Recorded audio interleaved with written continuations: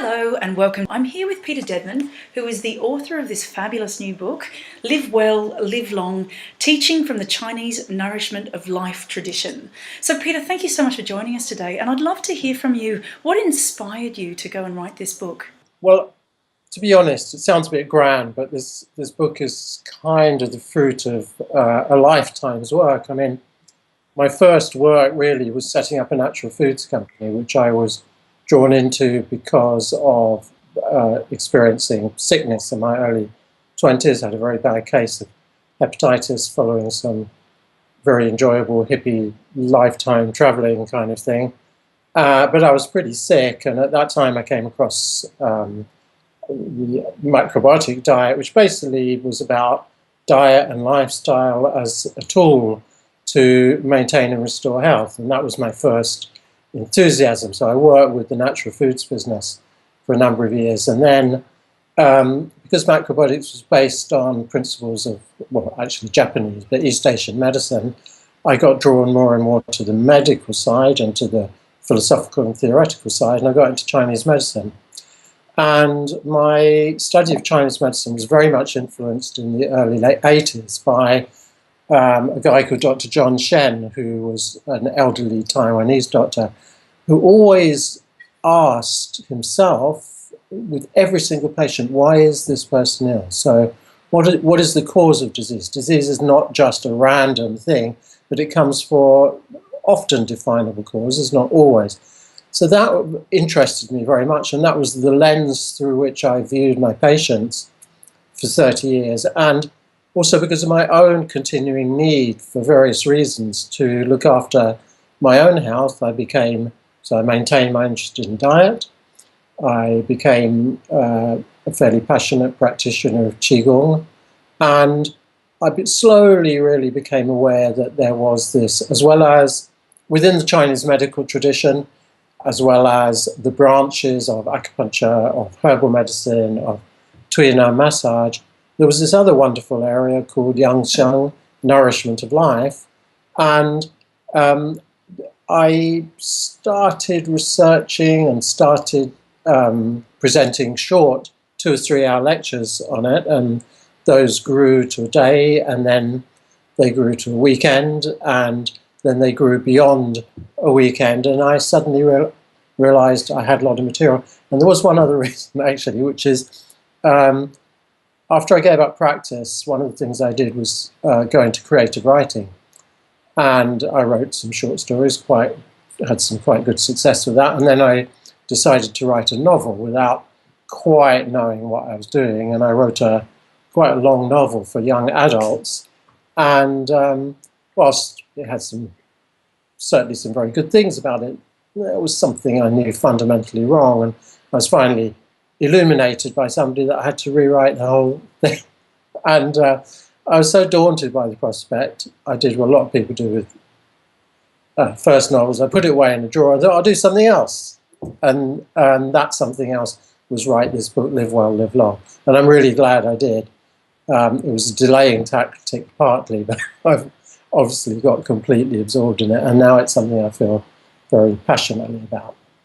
Indeed, so you're saying it's a lifetime collection of your personal journey and your teachings, but really it was just a procrastination from another project, which I assume is your next project. I don't know, but I should say, reflection of my lifetime interest, my teaching, my experience as a practitioner. But the last 2 years, a considerable amount of research. I paid many visits to the wonderful British Library. I investigated a lot of translated sources from the Chinese. I don't speak Chinese, but there's all this wonderful source material out there. And also, the book is packed, some people might say overpacked, with research evidence, because this book is, I've tried, and this may be a strength, it may perhaps be a weakness, but I've tried to write a book that will be meaningful and appeal to the widest possible audience. So for Chinese medicine students and practitioners, first of all, I want to deepen their understanding of the nourishment of life tradition. for their own sake and for the sake of their patients. And, oh, excuse me. Is that okay? Hello? Sorry, yeah, that's fine. So are you just saying Chinese medicine students and for patients? Yeah, I was also for Chinese medicine students and practitioners. I wanted to show them and reassure them that this tradition that we practice, particularly the health cultivation aspect of it, has been powerfully confirmed by lifestyle research over the last 20 or 25 years. Pretty much everything that has been said about maintaining health and curing disease through lifestyle practices has been backed up now. And this provides a very, very solid base for this wisdom of Chinese medicine, because, as we know, in the field of so-called alternative and complementary medicine, people just say stuff. You know, they throw ideas out there and theories and beliefs because they like them, because they're appealing, and people love hearing them, particularly if they're attractive ideas.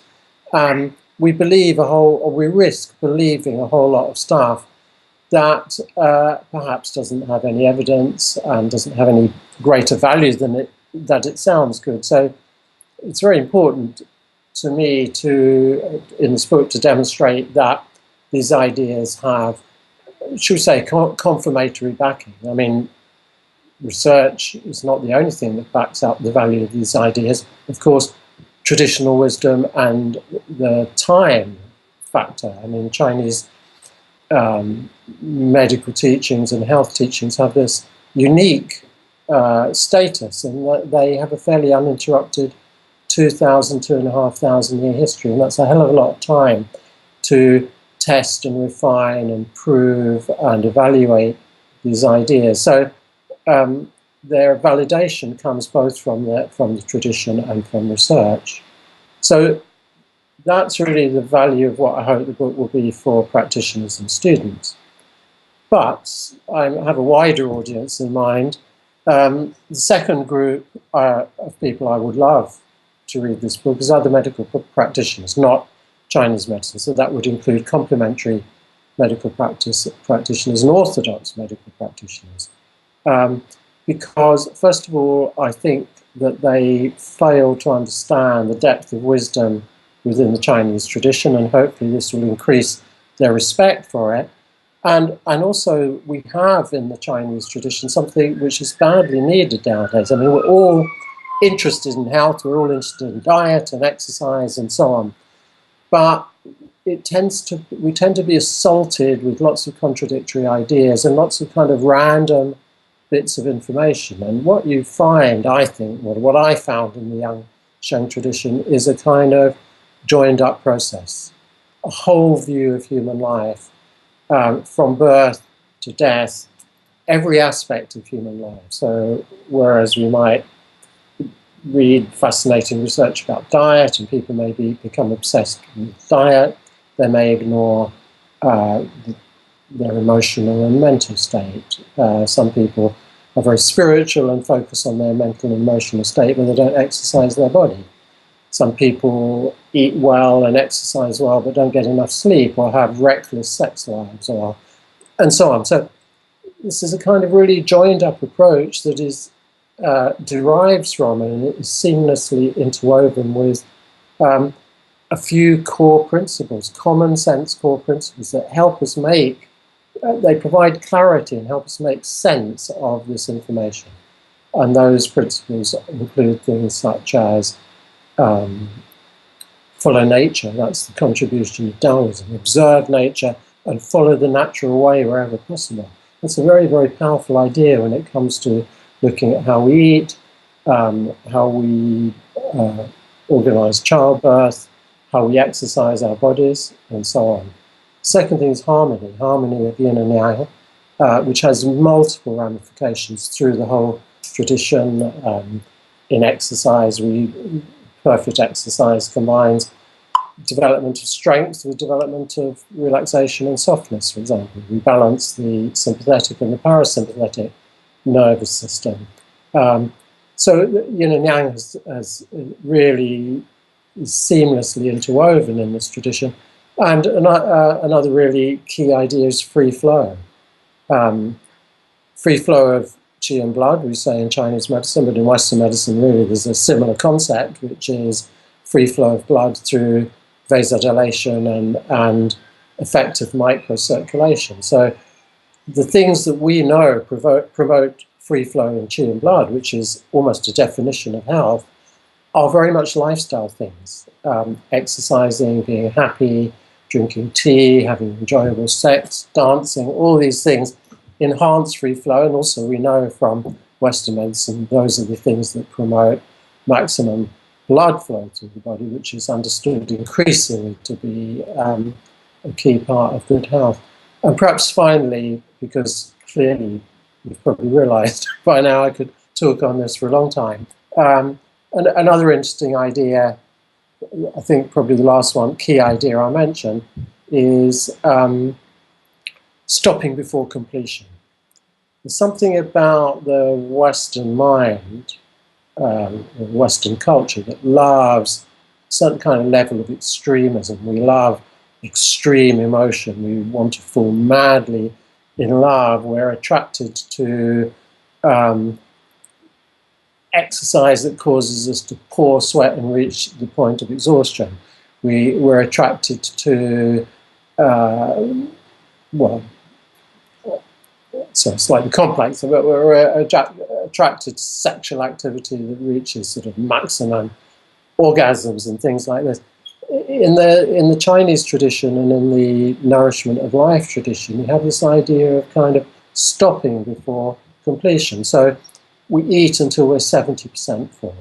We exercise, but we stop before the point of exhaustion, so that during the rest of our day we feel vibrant and active, not exhausted and tired. The optimum level of exercise is one where we see 3 flights of stairs and we feel like walking or even running up them. We think, oh, I could drive into town, but actually my body feels like walking. So in bodily movement, if you look at the internal Chinese body arts, which I think are some of the finest systems of exercise human beings have come up with, we never stretch to maximum 100%. We always stop before completion. And we now discover that by this lengthening to 70 or 80% and then drawing back, what we're doing actually is the perfect exercise for maximizing flexibility and fascia, which is almost a definition of a youthful body. So we have these core principles that I think are really valuable to be understood by other health professionals, orthodox medicine and complementary medicine. And finally, I have written the book, ideally, it is a bit academic, and every chapter ends with 200 or 300 references, so it's not necessarily everybody's cup of tea, but it is written for everybody. And so any Chinese medicine content, which is not a great deal, any Chinese medicine theory, I've tried to explain in a way that any moderately intelligent reader can understand. So I'm being ambitious. I feel that this tradition has a great deal to offer the world. And shall I just carry on? Do you? I have some more. Yes, absolutely. Well, there's Chinese cultures full of wonderful sayings, which have great meaning. And one of them is, before the age of 30, we bully disease, and after the age of 30, disease bullies us. So there's this, idea that by and large, if we're born reasonably healthy, we can sort of motor on with our innate health till we reach a certain age, and then bits start to drop off the car unless we take notice and look after ourselves. Well, I would say that the modern world, we are all seriously bullied by disease. We're looking at true epidemics of chronic disease. And this is fairly new. Remember, for most of human history, people died of infectious diseases. And they have not absolutely, but they've to various degrees been conquered. What we have now is lifestyle diseases, and it's very, very clear the more that Western lifestyles move into the so-called developing world, the more they bring in their wake this epidemic of cardiovascular disease, obesity, diabetes, dementia, early strokes, and depression. And if that's not bad enough, and it is bad, if you're sitting in the health ministry of any government in the world paying attention, you're inevitably very, very anxious about this, because no society can afford to provide the medical treatment that we expect to this level of disease. So this is actually a crisis. But there are other crises too which compound that, and they are environmental. So the Lancet said, I can't remember, 2 or 3 years ago, published a paper saying that climate change was one of the greatest threats to human health in terms of changing of disease patterns and the spread of disease.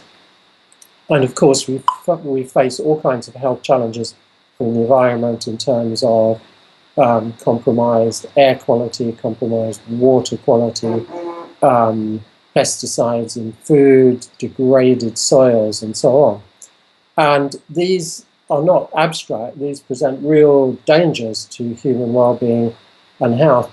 And so a philosophy of health that embraces certain core ideas, like, let's take just one, the Taoist teaching, really, that we are an inseparable part of nature.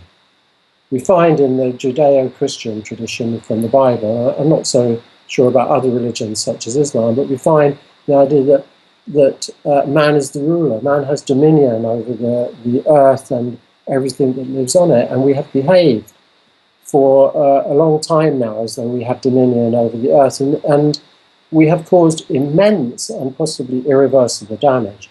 So the idea that we are seamlessly part of everything that is, neither, not different from, not more important than, is actually, and that we respect and follow nature, that is a really powerful idea that the world needs at the moment. So what was your question?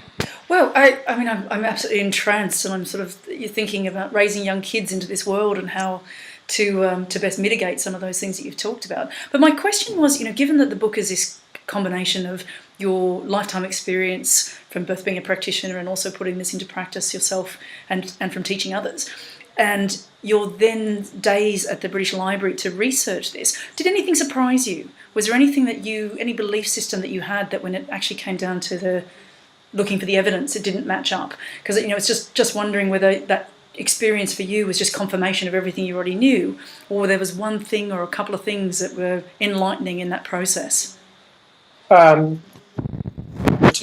Two things come to mind. One I've already mentioned, which is a kind of almost constant sense of awe at how spot on most of this tradition was. And sometimes you just find a brief statement. I mean, just to take one example, Sun Simiao, as many, a 7th century, great 7th century doctor, as many writings before him said we should learn to exercise the body by following nature, flowing water never becomes stagnant, leather door hinges never get eaten by insects because they're always moving. So he said the way of nurturing life is to keep moving but never exhaust yourself. He said, don't stand too long, don't sit too long, and don't lie down too long. Now, those are very, very simple statements, but what do we find at the cutting edge now of exercise research? We find actually it's not so much about the hour in the gym you do every day, it's about the whole balance of your daily activity. And it is healthier to not do vigorous exercise in the gym for an hour. I'm not saying that's not good, but it's actually healthier. It's even better than that to have a lifestyle where you just keep moving all the time and keep your body flowing, if you like flowing water, never taking it to an extreme, standing up during the day. So now we have people understand we have standing desks, but not standing too long, because we now know you stand too long, you start to get musculoskeletal problems. You sit down too long, you are increased risk of cardiovascular disease and so on. So a very simple idea laid down actually earlier in the 7th century is really only now being understood. So that's one thing, this kind of constant surprise. Wow, they really hit the nail on the head. But the other, I suppose, the most difficult chapter to write, and I presume this is mainly going out to Chinese medicine practitioners, is that right? Yes, this will go out to acupuncture professional members. That's right. Yeah. So was the sex chapter. I mean, sex is always difficult to write about. We even have in Britain, we have a bad sex literary award where people are hauled in front of an audience and ridiculed for their awful writing about sex. But I mean, I wasn't writing about sex in that way. But a difficult chapter to write for all kinds of reasons.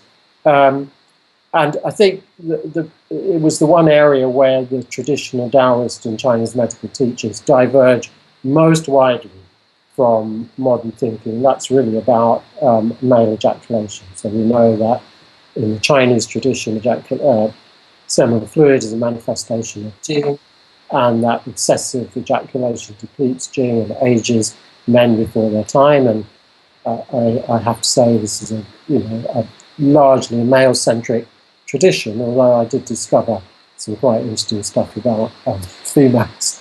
The female sexual tradition, which was great to sort of balance it out. And that's simply not recognised at all in Western medicine. I mean, all the thinking at the moment is, the more sex you have and the more ejaculation men have, the better for prostate health and so on. I'm not sure that that's going to stay like that.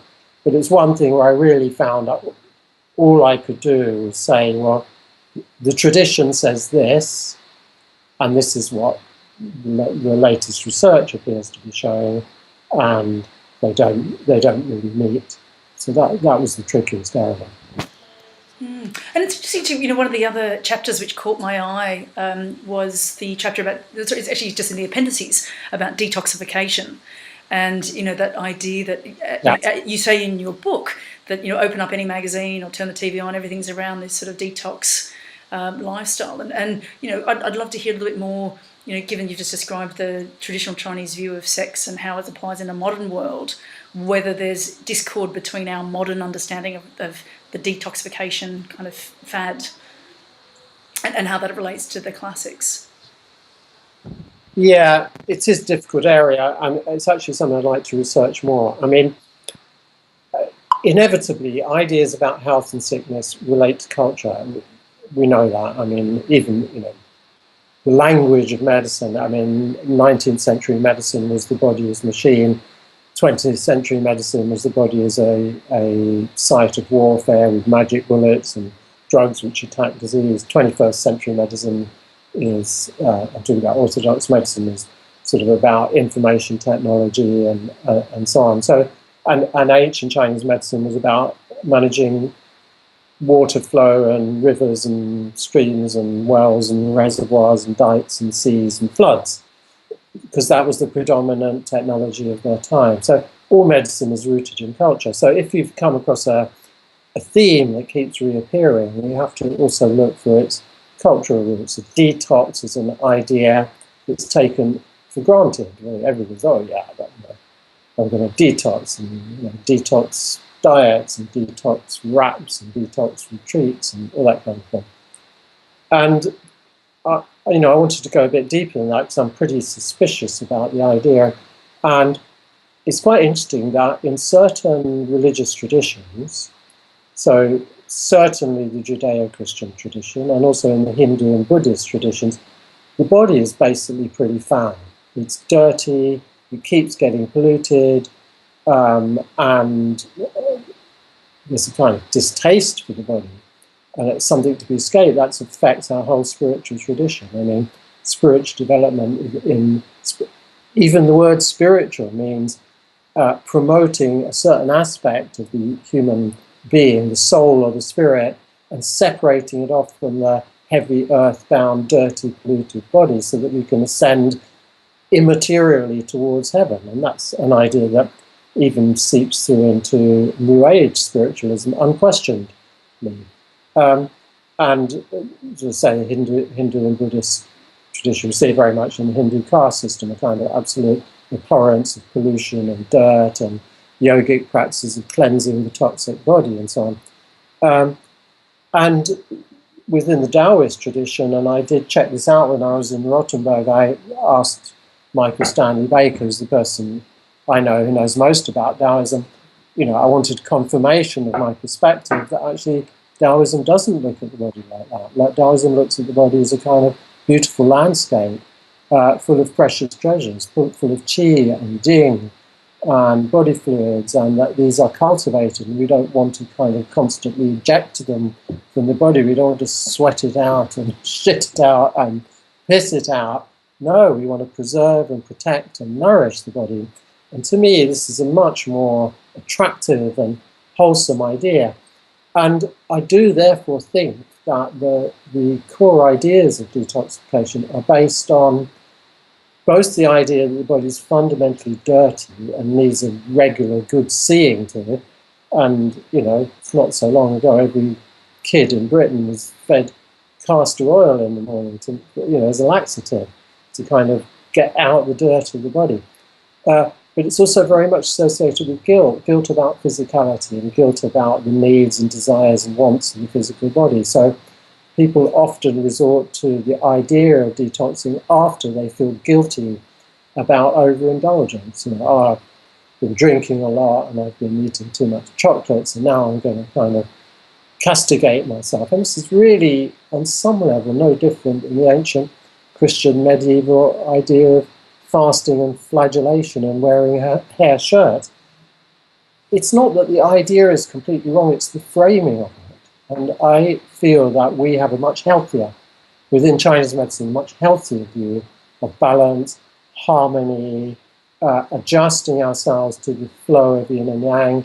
Maybe we've been eating too much, drinking too much alcohol and eating too much rich and spicy food. So we've developed internal heat. So to rebalance ourselves, we reduce the amount of heat-producing foods and we take more cooling foods. But it's not really an idea of dirt and toxicity. So that's really what I was addressing in that section, that appendix on detoxification. And as you say, I think it's a whole area that warrants perhaps further investigation, particularly, and you allude to this in that brief chapter, as the brief appendices about the commercialisation of health. And one thing I'm hearing, which is really interesting, you're talking about everything in moderation, in nothing in excess, and something like a detoxification model is terrific, because the counterbalance to that is go and buy all these products to force this detoxification. So it's really the commercialisation of that model of understanding health. So, it's interesting, within the Peter Deadman live long, live well model, it doesn't seem to be much commercialisation available. It seems to be that that this is it, that there's no silver bullet. There's no, what would you describe as being the one thing that if you could give advice to all of your patients that you've ever seen, or all of the patients of the acupuncturists watching today, what would be the advice for them? Okay, well, I'm not saying advice, but it's just popped in mind. I'm going to come up with two, one a quotation, one a story from the book. So the quotation is from a 19th century doctor called Fable Xiong, whom Volker Scheid has written about at length.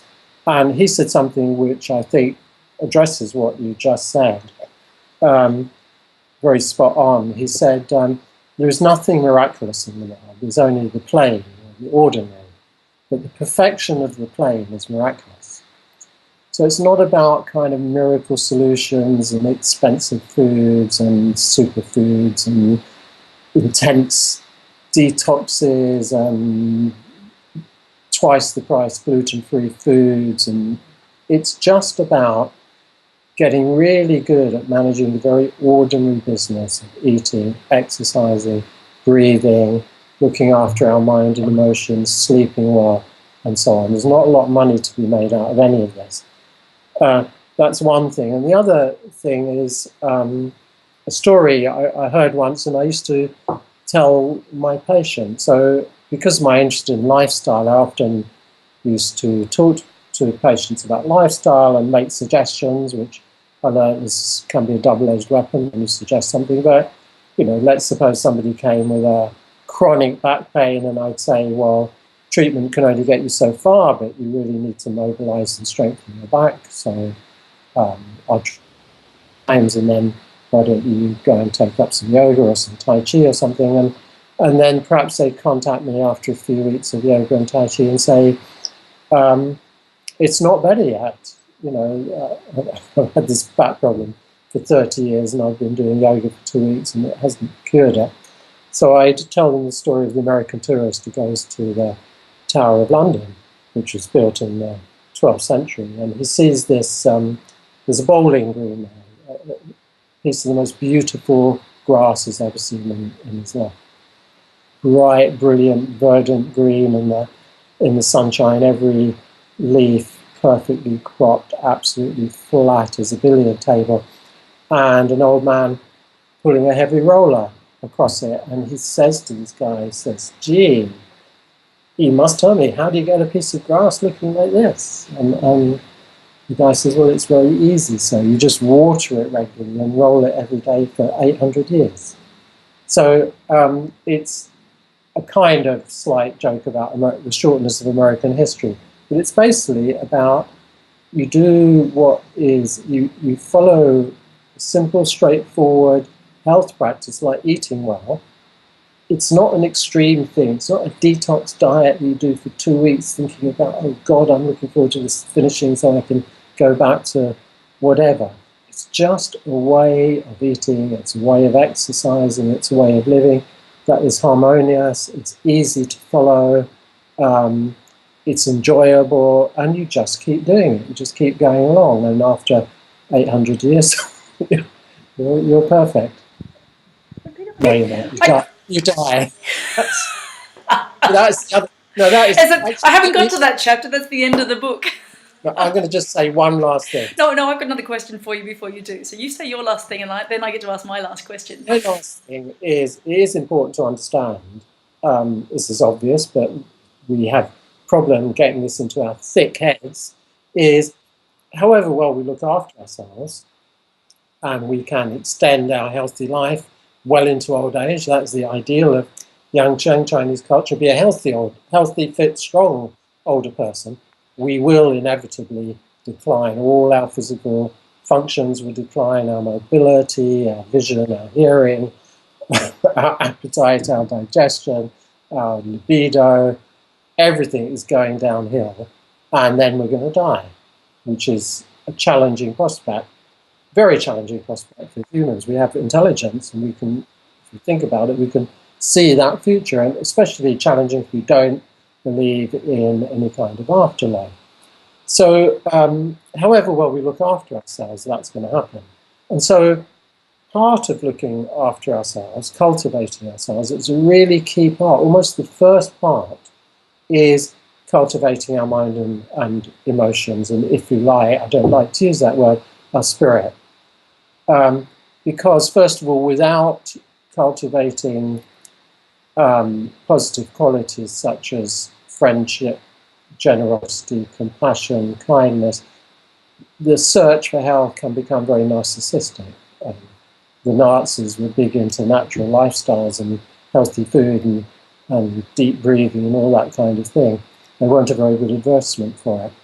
But the second thing is it's only through the cultivation of wisdom, which requires a lifelong commitment to learning, paying attention, being flexible in our thinking, only and philosophy, can we really reach a point where, if we're lucky enough to live a long life, when we approach death as a kind of, with matured wisdom, and with the ability to understand and accept death as an inevitable part of the process of living. We've been gifted, if you like, this incredible thing, life. There was untold time that we weren't alive, and we're alive for this brief flash of time, and there will be untold time that we're not alive. And to somehow be able to accept that and understand it and come to peace with it, that is the requirement to have developed wisdom. So that's my last bit. Well, You had a question. well, it seems like such a fitting note to end on, but I do have a question for you, and that is that we've talked about diet, we've talked about exercise, we've talked about sex, and you've talked about spiritual development. One of the things which dominates as a chapter in your book is actually the use of tea. And I thought, because I know that's something you're super passionate about, and it's not something that you actually, across other spectrums, and certainly in Western health, it's not covered at all. I think it's very unique to a Chinese or traditional understanding of health. So I just wanted to elicit from you, your relationship with tea and your relationship with that.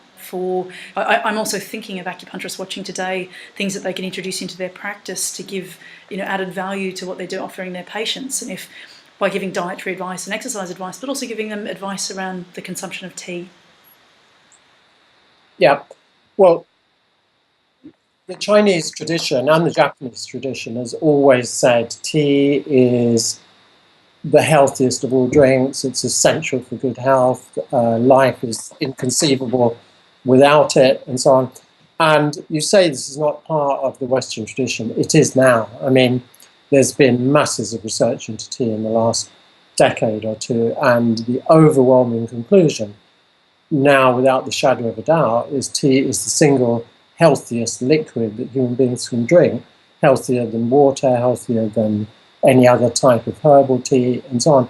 But tea, for some reason, why, we don't know, benefits pretty much every cell in the body and every organ in the body, and it's very, very pleasant as well. So I think patients have probably heard green tea is good for them. In fact, it seems all tea, because it all essentially comes from the same plant. There are some differences, and black tea, we say in Chinese medicine, is warmer, hotter, green tea is cooler, oolong teas are in between. But broadly, it's the same plant, Camellia sinensis, and it's the plant that benefits us. So people do hear that green tea is pleasant, but unfortunately, they then trot along to their local health food shop and buy a pack of green tea for £2 or $3 or $4 US and drink it and think, it may be good for me, but it really doesn't taste good. And that is terribly sad, because really tea is our non-inebriating wine. I mean, we can drink tea all day long. Most of us can't drink wine all day long, but the pleasure of taste in tea, the innumerable varieties of teas, the terroir teas, this tea grown on this little estate, at this height, in this particular climate. Once we get into tea and start being willing to spend more money on it and enjoy its pleasures, it's just a great unfolding joy to sample and enjoy all these numerous teas. So I've actually, with a tea expert friend, set up a very little tea company called Jade Spring Teas. To be honest, really, my motivation is just I wanted access to good tea. But we have prioritized buying teas direct from small farmers who maintain the traditional manual picking and manual tea preparation, because we want to help their livelihoods. It's the most ethically sound way of buying tea direct from their producer, and to help them able to keep these ancient traditions going. But anyway, as far as patience is concerned, there's no downside. The only downside really is if people suffer from insomnia. Some people are very sensitive to caffeine, and you have to recognize that. But actually, most people, caffeine is something that, for most of us, we become very quickly adapted to it, and it doesn't negatively affect us if we drink tea regularly. But for most people, encouraging them to drink tea, to experiment with nicer kinds of tea, and actually selling them tea. Why not? If you're running a business, which most private practices are, you can sell a few products, and tea is one of the nicest things to sell. What's interesting too, I spend a lot of time looking at innovative marketing strategies, and one of the nice things that you can do for a patient is by giving them some tea at the end of a session. by taking that tea home and preparing it at home, what it's doing is reinforcing the treatment that you've given them. So it's reinforcing that relationship that you have, as well as reinforcing, any of the benefit, the conversations you've had. You're constantly reminding your patient of your influence in their life. And so I think tea makes a wonderful gift for patients, or as you say, a product to sell in your acupuncture practice. And actually, yeah, are you saying? Well, just to say that when we get into tea drinking a bit, then the way that we do it tends to change. We tend to savour it, and we might learn a little bit about fancy ways of making tea, and tea actually becomes, I mean, it already is a ritual. Tea's always been a ritual.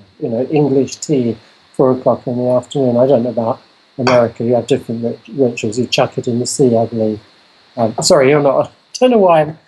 For some reason, I suddenly thought you're American. You're not. Australian. But American. I think Australia's adopted some of the UK traditions of drinking a cup of tea, and it's it's certainly that tea is medicinal as far as many people are concerned, and it's just really reinforcing that. Although interesting, I think in the States there's a bit of a fixation around coffee and the other form of high level stimulants. But sorry, you were going to say that?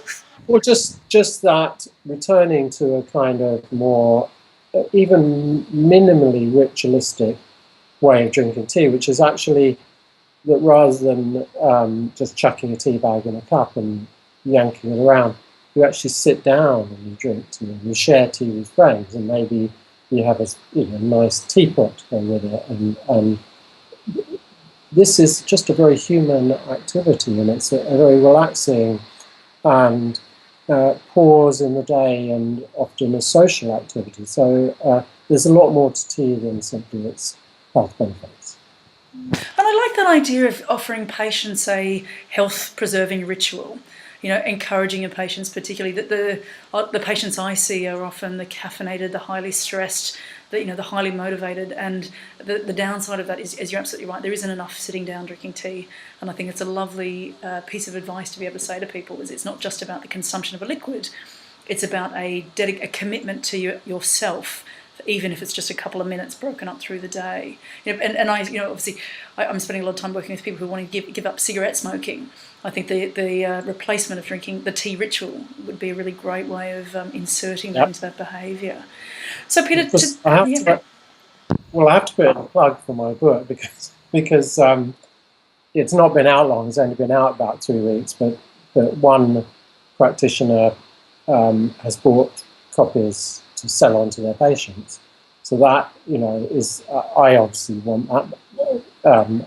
I've spent 3 years writing this book. I'd like some financial return on it, but much more importantly than that, really, genuinely, I want what I've put together to go out into the world. It's the best effort that I could possibly make at the moment to spread this information. I'm hoping to get feedback on the ways in which I might have not succeeded, and then perhaps look to improving it. But at the moment, that's my best effort to offer something that I think is really, really valuable to the world. And so getting it out beyond the Chinese medicine community, and for those practitioners who do offer things beyond treatment to their patients, this is really a viable thing to contribute to people's health, I think.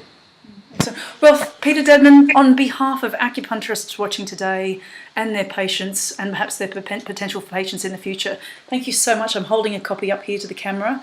Live well, live long, and that is the teachings from the Chinese Nourishment of Life tradition.